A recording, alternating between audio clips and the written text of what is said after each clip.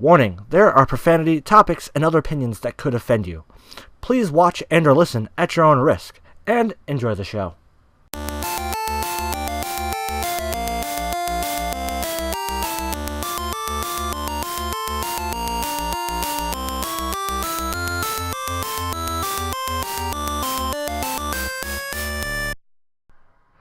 Hey guys, what's RDiK, OLDSCHOOLDUELIST 12, everyone call me, and this is Season 3 of the Voidcast, where no topic is still off the table. Now, before we jump into things, I just have a couple of announcements to make.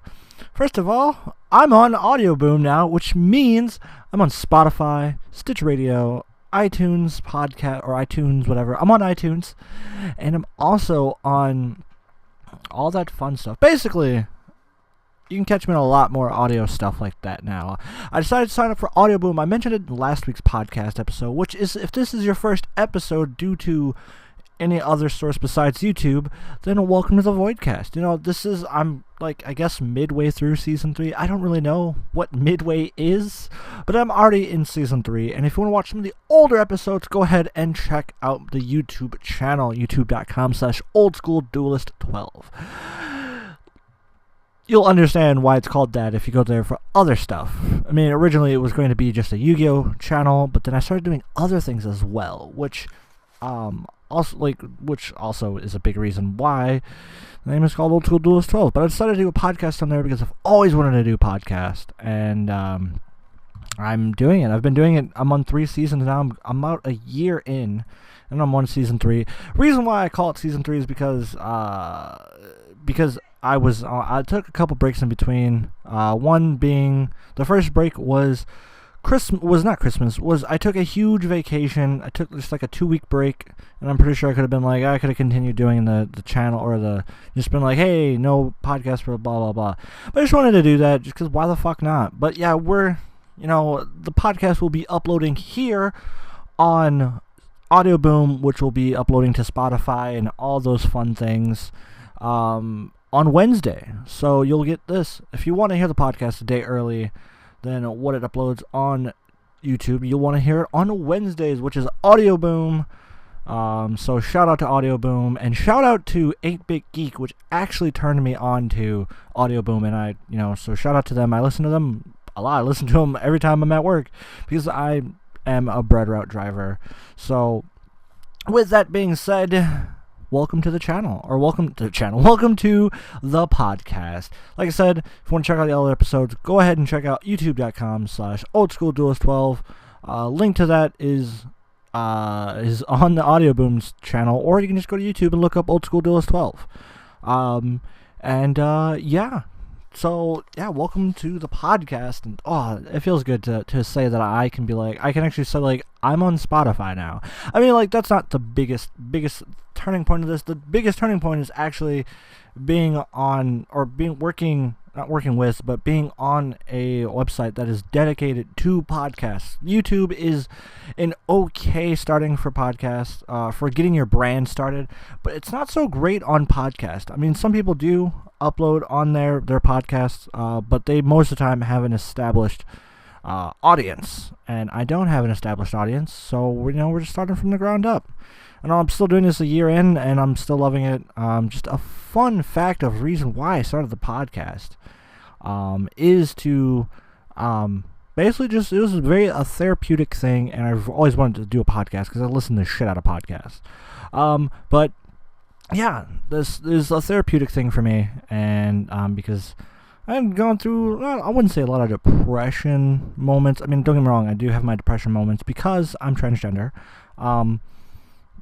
But it's just, it's therapeutic. I get to just talk. Sometimes some episodes are just going to be me talking just off the top of my head, all that fun stuff. But a majority of the episodes are going to be, news updates, or not news updates, news stuff, video games, board games, sometimes politics. I've gotten political in a couple of these episodes. So yeah, and then also because I'm just going to give you a quick insight. If you go on Audio Boom and you look at the lowest tier package, it is $10.99, or it's $9.99 a month. And you get to upload 5 episodes a month for there. So, and I upload weekly, so that just means like I can do the 4 weeks plus one extra episode a month for specifically for the Audio Boom listeners. And if I can't upload, say, like a regular episode or my bonus episode, what I'm gonna do to just slowly, progressively move the podcast to Audio Boom, and so everyone will have access to it, is I'll just upload an old episode, and I'll have at the beginning like, hey, this is an old episode, blah blah blah blah blah, herp derp, whatever. So yeah, just a quick, just a quick announcement about like how excited I am for this, and check me out on Twitter, OSDuelist12. So, and yeah, it's everything. If you want to follow me on Twitter, if you want to follow me on, I stream sometimes on Twitch. I'm trying to brand that out more and actually do more on Twitch, but it's just a matter of figuring out, because I got a new work schedule at work. I now work Monday through Thursday, and Thursdays are double shifts. So I used to work Wednesday through Friday, and Thursday and Friday were double shifts. So I had Monday and Tuesday to do a bunch of stuff, because those were days off for me, so I could focus Monday and Tuesday to channel stuff and podcast stuff. But now I work those days, so I'll be really tired. I've worked the next day, so I can't really like do like my intense streams that I used to do on Monday nights. I would minimum do 2 hours, but sometimes they would last like 3-4 hours, and I wouldn't have to care because I didn't have work in the morning. But now I do have work in the morning, so I gotta refigure out that. And I also wanted to do live streams of the podcast, but that's not going to happen. At this particular moment, it's not going to happen. And if it does happen, if it does become a chance where I actually can do that, then I will. But yeah, so the podcast will be up here via Audio Boom and all the other like Spotify, iTunes, Stitcher Radio, all that fun stuff. Will be on Wednesdays. And if you if you don't have Spotify, or someone who likes listening to podcasts, and just can't do Stitcher Radio or iTunes, stuff like that, and they only just kind of know YouTube, then go to YouTube. Like, YouTube is a thing, and that is originally where it is. And smoke alarm is going off in my house. Yay, fun.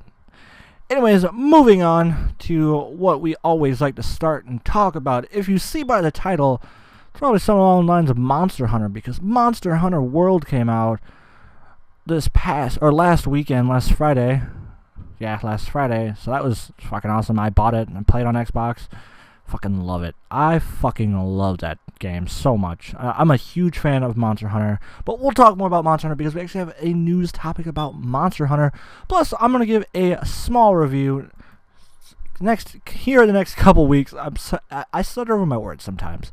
But here in the next few weeks, we are going to do, I wouldn't say a review, but just my thoughts on Monster Hunter. I mean, at the end of this episode, I'm going to give my initial thoughts. I'm not that far in. Like, I'm a decent chunk in, but not enough to like give an official like thoughts. I'm going to give my initial thoughts, but and there's also, like I said, there's one news topic about Monster Hunter. So yeah, I'm gonna talk about that later in the episode. But first, because I'm doing Overwatch League coverage, we're gonna go over stage 1, week 3 points and stuff like that. And we had 3 huge games that happened, and they were just amazing. They were fucking amazing. I missed one of them, but the other 2 I watched because I really wanted to fucking watch them. For Wednesday, January 24th, we had San Francisco Shock versus the London Spitfire, and the Spitfire took the win 3-1. Then we had the first big game that happened in week 3 was the Shanghai Dragons versus the Seoul Dynasty. The bottom of I wouldn't say the worst team, but not the best team, versus the best team. Like, holy crap. I mean, I guess you can say the worst team is the Shanghai Dragons because they've yet to win an actual match, like an actual game, like the full, best of 4 or best of 5, whatever. But the reason why this was a big game for the Shanghai Dragons versus the Seoul Dynasty was the Shanghai Dragons were the first team to beat Seoul Dynasty, because Seoul Dynasty took the win 3-1, but still, Shanghai Dragons were the first team to not lose 4-0. So that was fucking amazing, and that was so cool to watch. I literally, when I turned on Overwatch League, I literally turned it on just as it was Shanghai Dragons win. I was like, what? I knew they were supposed to face Dynasty, which that was a big reason why I didn't watch the games, because I'm not a huge, if I miss a Seoul Dynasty game, then I miss a Seoul Dynasty game. It's not going to tear me up too much. If I catch it, I catch it. If I don't, I don't. But just as I turned it on, it said Seoul Dynasty or Shanghai Dragons win. I was like, what? I had to look real quick, and I was like, Shanghai Dragons are the first team to actually beat Seoul Dynasty. I was like, what? And then it said they didn't win the whole thing, but I was like, oh, but it's still really cool. It's still really fucking awesome to see. So that was pretty cool. And then the Los Angeles Gladiators versus the Los Angeles Valiant. I'm a Valiant fan, just for the new people here on the podcast, new listeners. But Los Angeles Valiant took the win 3-2, and it was amazing. That was such an amazing game. That was the second amazing game of Week 3, because it was a reverse, what's it called? A reverse shutout, because the first two games, Gladiators, they took the win. And then the last three games, Valiant took the win and reversed it on them and beat them 3-2. It was just amazing to watch, and I loved every second of that game. And moving on to Thursday, January 25th, we had the Boston Uprising versus the London Spitfire, and Uprising took it 3-2 against the Spitfire, which was a really good game to watch, because I originally thought I was going to be a London Spitfire team, mostly because I love the UK. I'm not from it, but I want to live there, or at worst, visit it. Or, I don't know, worst, at best, live or visit it? I don't know. I want to go there. I want to go to London. I want to visit the UK and all that fun stuff, because their culture is so fucking fascinating to me. But the sucky part about the London Spitfire team is they're one of the three all-Korean teams, which is annoying. It's London, yet they're all Korean. Moving on to the Philadelphia Fusion versus the New York Excelsior, and the Fusion took it 3-2 against the Excelsior. Excelsior being the second all-Korean team, as well as the Seoul Dynasty being the all-Korean team as well. And then we have the Houston Outlaws versus the Florida Mayhem, winning 4-0. I actually like the Houston Outlaws. I talked about this last week's episode. And just how I like the Houston Outlaws. I like their players. Jake, I'd have to say, is probably my favorite player on that entire team. He plays a mean junkrat.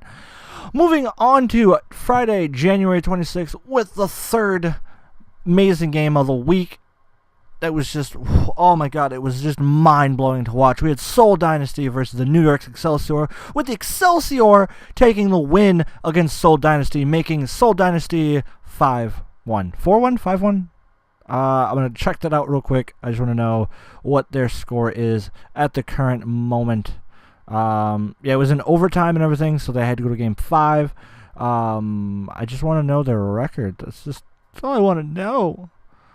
We're going to hit that teams real quick. Come on, tell me. I don't want to know the roster. I want to... fuck it. Anyways, Seoul Dynasty and New York Excelsior, they are even tied with the exact same amount of wins and same amount of losses, which is just, oh my god, it was such an amazing game. It came back game 5, and they just talked massive shit after they won. So that was, oh my god, I can't get over that game. I just really fucking can't. It was so amazing. And then we had the Shanghai Dragons versus the Philadelphia Fusion, which Philadelphia Fusion took the win 3-2 against the Dragons, leaving the Dragons still with an 0-5 loss. I want to say 0-5. 0-5 or 0-6. No, it's 0-6. 0-6. 0-6 losing streak, or 6-game losing streak, which I feel bad for them, but they beat Seoul Dynasty in one game, so that was fucking cool to watch. Then we had the Dallas Fuel versus the San Francisco Shock, and the Fuel took it 3-0. And then moving on to Saturday, January 27th, Dallas Fuel versus the Boston Uprising, and and Boston took it 3-2. Then we had the Los Angeles Valiant versus the Florida Mayhems, with Valiant taking the win 3-1. And then we had the Los Angeles Gladiators versus the Houston Outlaws, with 4-0 for the Houston Outlaws. So they won. Houston Outlaws won. And just a quick thing about the LA Valiant versus the Florida. That game was amazing to watch because, like, Los Angeles, they were just so brutal and on the attack the whole time. I mean, they won 3-1, so they didn't take game 4 because I watched that game today. Florida, they took the last map, but still, all the other 3 games, Valiant was just so brutal and so like, we're gonna fucking make this a quick ass game. They took it. They were just brutal. I mean, no, it wasn't the last map. It was the 3rd map. Hold on, I'm gonna check real quick. That I can check for sure. I watched it today and like I already forgot which one it was, which map it was. Yeah, I was right. Yeah, Florida. Yeah, they won the last map, which was Dorado. It was a good game to watch, but it was also nice to see Valiant just be so brutal because, I mean, yeah, they won their game, their other game this week, which was nice, which was great. I'm glad they won their other game this week, but it was still Valiant was just so brutal, and they just attacked them, and they were like strong from the beginning. Everyone did great on the team. It was awesome. And that does it for esports. I don't think there's any news on esports. Oh yeah, what is it? Dallas Fuel might be picking up a new player. I can't remember the name of the player. But the first, he won't be able to play in the beginning of Stage 4, but he definitely will. They are looking to pick him up, and they might pick him up. So that's awesome. And then moving on to the main topic that we are talking about today, and that is Monster Hunter World episode, like the first part or whatever you want to call it. That's going to be for, because I'm a huge Monster Hunter fan. I love Monster Hunter fan. If you are a listener from YouTube and you're listening to this, you already know how much I enjoy playing Monster Hunter, even though I do have my gripes about Monster Hunter in general, which I'm pretty sure I've talked about in previous episodes. And I'm starting to find some gripes about Monster Hunter World, but overall, I'm still enjoying the game a lot. Now, the news topic comes from Polygon.com, where I take a lot of my news source or news topics and articles that I read. If I do read an article, it more than likely will be from Polygon. Monster Hunter World on Xbox One is having problems with matchmaking. So I have Monster Hunter World for Xbox, and I play with my friends, and there's a big group of us. There's like 6 or 7 of us that like to play together, and I love it. Like, it's so much fun. I'm having a blast with my friends, but there is one person between all of us that me and him cannot play together as of right now. As of right now, me and one of the players, we literally cannot be in the same session together. I can be in the session with anyone else in the group. Like, I can be in it with Easy. I can be in there with Face. Any of them, I can be in there with them, and we have no problems with playing. There's no lag, nothing. But it's just me and Griff. Like, for some reason, we cannot play in the game together, and it's really annoying because from what I can hear, he sounds like a good player to me, which I'm down for. I like watching. I like playing with good players. Not saying everyone else in the group is not a good player. Everyone else in the group, they're pretty decent players. Some of them are new to Monster Hunter, and they're catching on pretty fast. So that's pretty fucking awesome. I'm glad they're catching on fast. Or else, I'd have to put down the ban hammer on them and be like, "Yo, get good." But yeah, no, it's really annoying because I've dealt with this once, and it's really fucking annoying. It literally matchmaking, and sometimes I'll try to just matchmake in general, and it'll just say no sessions found. When it's like, that's bull, because I play with 6 people, so their sessions are always open, so I don't see why it just doesn't pair me with them. And it's dumb. Like, I can start my own session. We can all my friends. We can get in a session together. But when I just try to matchmake, it just doesn't matchmake me with anyone. It straight up says there is no matchmaking sessions available, which doesn't make any fucking sense. which is really fucking annoying. So that's a thing. That is a thing that Xbox is dealing with right now. I haven't heard anything about this with PS4, which I know some people are gonna be like, PS4 is the better console anyways right now. I don't care. I mean, like, you guys have a lot of exclusives. Like, that's the only thing that I feel like is better. I mean, I like the shape of the Xbox controller. It just feels better in my hand. The PS4 controllers, to me, I don't like the shape of them. But that's changing soon. PS4 is getting an Xbox One shaped controller. That's hilarious to me. So yeah, just with Monster Hunter World in general, it is aside from the matchmaking issue, my initial thoughts about the game is just amazing. The graphics look better. The game overall runs, I'm not going to say runs better because there is hiccups here and there. I mean, there's hiccups here and there on the 3DS versions. And versions before that, PS2, PSP, all that fun stuff. Xbox 360, I'm pretty sure was one on 360 as well. On the Wii and the Wii U, there was issues, there's hiccups here and there, but it's just, it looks so appealing to the eye, and it's amazing how much effort that they put into this game, that Capcom is just like, yes, and we're already getting worried about the first DLC that's being dropped, and it's Ryu and Sakura from not Monster Hunter, from Tekken. God damn. Not Tekken, it's fucking Street Fighter, that's what it is. Yeah, we're getting Ryu and Sakura from Street Fighter, and that's pretty awesome. I mean, they're both owned by the same company, so that doesn't fucking surprise me. But yes, back to the actual point of, me talking about Monster Hunter. It's such a beautiful game. It controls, for the most part, well. Some of the controls I had to get used to because I was used to playing on the 3DS. So some of the controls were a little like, I don't really like this, but it's grown on me. I'm not gonna lie, I definitely play a hell of a lot better on this. And then some of my initial gripes about the game is that when you want to do an expedition with your friends, like, you can just go on an expedition and just, like, go to a map, just walk out of your fucking hub, and you don't have a time. There's going to be, like, roughly 3 to 4 monsters on the map that you can just run into by accident. That, like, it's not even, like, it'll be like, oh, it'll tell you, like, hey, there's a Rathian here, or hey, there's an Anjanath here, or there's a fucking Rathalos just chilling, which, that was a total accident that I ran into. But yeah, so if you want to do an expedition with friends, you have to complete a quest, and then it'll be like, do you want to continue here? And then you can do an expedition. I don't understand why you can just be like, we all can just, like, go to the gathering hub, and then just go to the end of the boat where it says expedition, and then we all just go on the expedition. Like, it blows my fucking mind right there. So that's a little bit annoying to me. Another gripe about the game is that the way you upgrade your weapons, like, it'll tell you, like, oh, there's another better weapon after this. We can't tell you its stats. We can't tell you we can't tell you everything you need for it. Sometimes they just won't tell you anything at all you fucking need for it. Which is really fucking annoying, because you'll be like, oh man, I can get this weapon. I blah blah.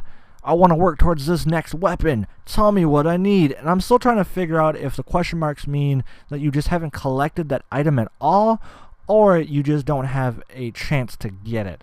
Because here's the thing. I could run into at one point I was able to run into a Rathian in an expedition, yet it didn't tell me I was able to, or tell me the necessary items I needed to make the Rathian Charge Blade, or upgrade to the Rathian Charge Blade, which was really fucking annoying. It wasn't until I unlocked the second or the third map that it was like, oh yeah, these are the weapons these are the items you need to get a fucking Rathian sword. So I don't know if it's a matter of I just haven't collected those items, because I have collected nothing for Rathians.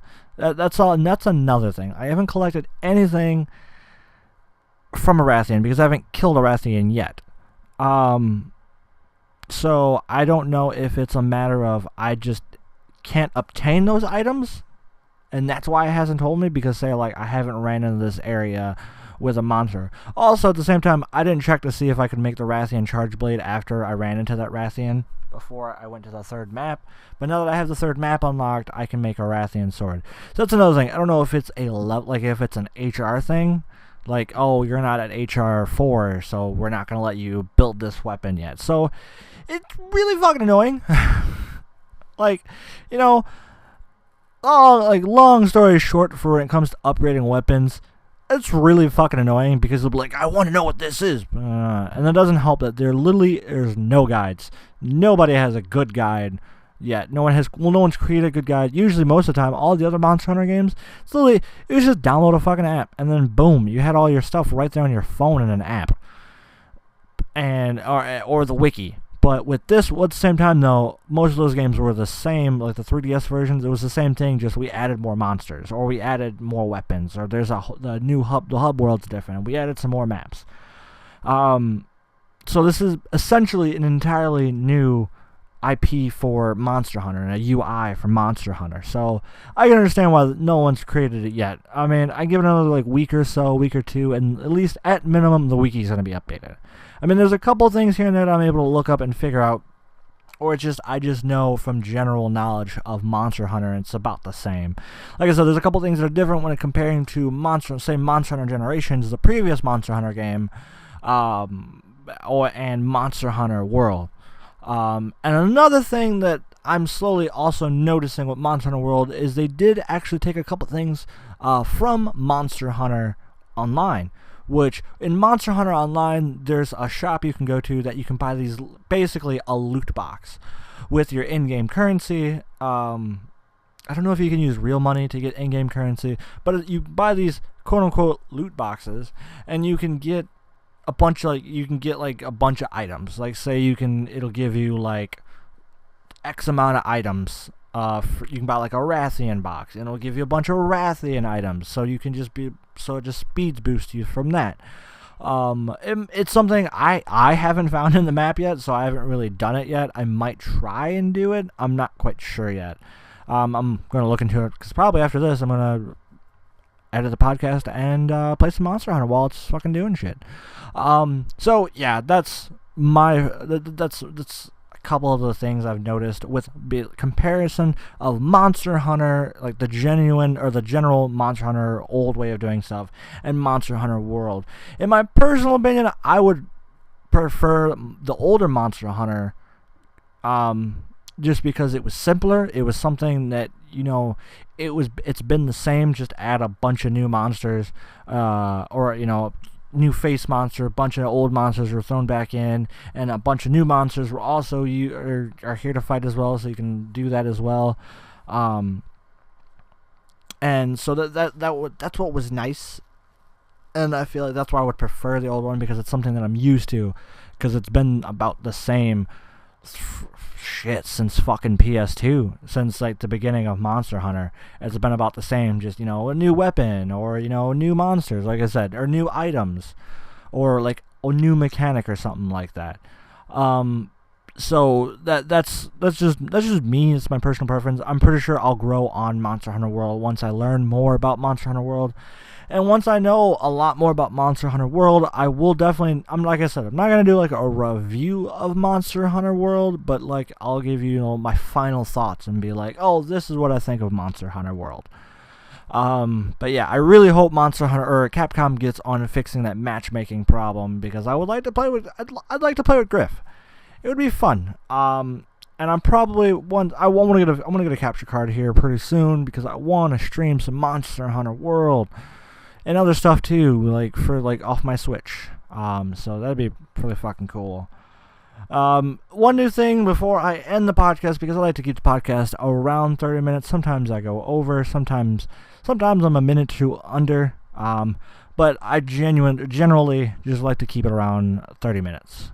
To finish off the podcast, or this week's episode of the podcast season 3, is there's a story in Monster Hunter World which fucking blows my mind. Like, there's been stories, quote-unquote stories, in the previous Monster Hunter, but the difference between this one and all the other one is there's actually a huge story, there's voice acting, there's cutscenes and shit like that. Like there's cutscenes, there's a general story, like, oh hey, we're like in 4, it was like, we're a traveling monster hunter crew, we're gonna visit a bunch of shit and we're gonna do this. Oh, okay, that's cool. But this one, it actually is just like you're on a boat, you're part of the 5th region, or the fifth recruit, I can't remember what it's called, the 5th something, and you are after a huge monster. Like, you think like that's it, but there's actually other stuff to it. I'm like, I don't want to spoil everything.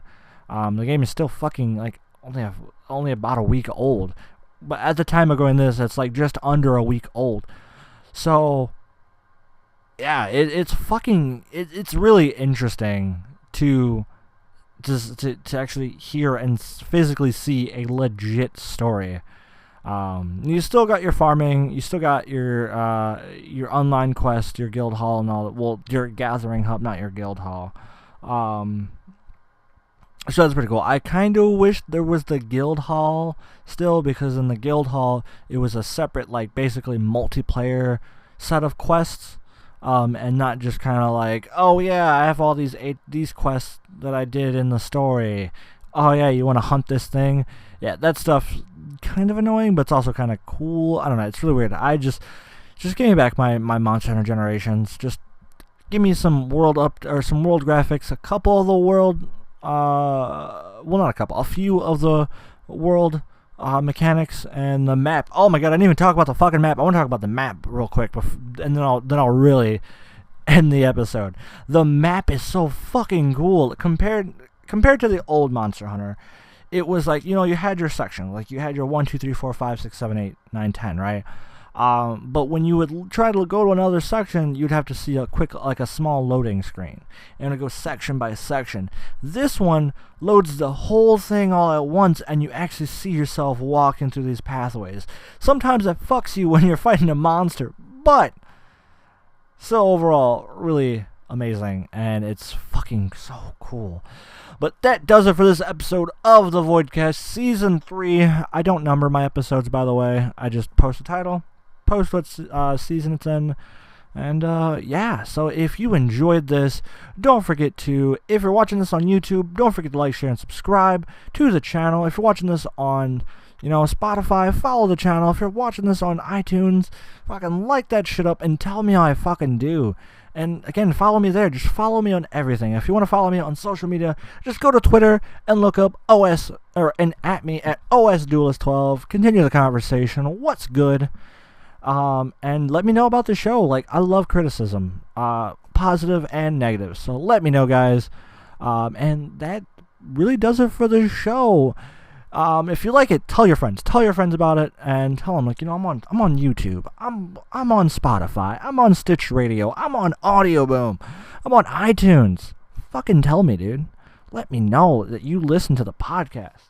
I'm done plugging, or I'm done shilling myself out and whoring myself out to you guys. Thank you guys, and have a wonderful, beautiful night, day, thing, or whatever.